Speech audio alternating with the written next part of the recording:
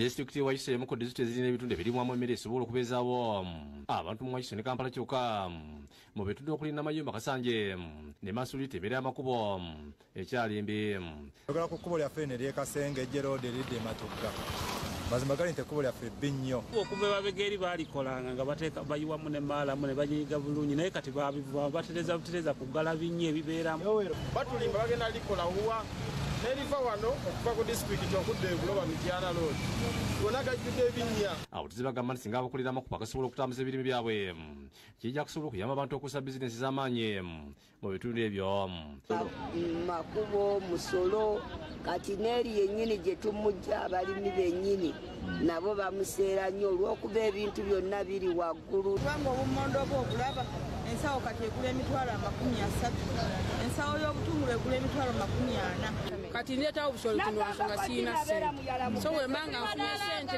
ne bankwata ne bansindikamu kiba kinkolera bizinesi yange okugaziwa wadde gavumenti eradde ssente nnyingi mu kukola enguudo mu bitundu by'eggwanga ebyenjawulo wakiti yafunye ssente ntondala okusinziira ku yinginiya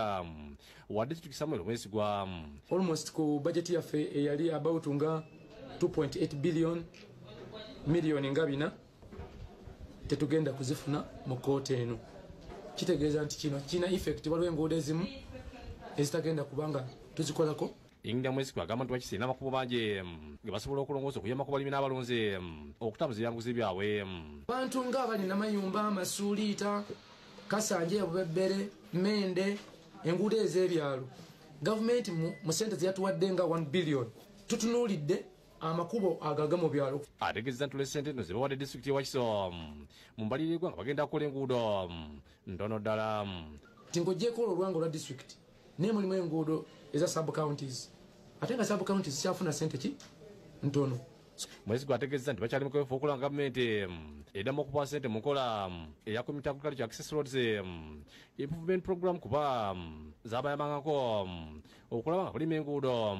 ez'omu byalo obukulembeze bwaffe bujja kugezaako okukwatagana ne ministerial government tulabe tinaffe batuwaayoko ku nguudo ez'akayipu kubanga tukyalinako ebitundu by'ebyalo byolabira ddala nti byetaaga okukola ki okuyambibwako Mwesigwa agamba nti bali mu kuvuzigana ne minisitule y'ebyentambula okulanga Wakiso bakyongera ku ssente mu nsawo ya road fund basobole okwongera ku bungi bw'enguudo ezikolebwa mu Wakiso nze ndowooza Uganda Road Fund tulina okugikwatagana nayo okulaba nti Wakiso amagombola ssente zigenda amagombola gano zeetaaga okweyongerako okusobola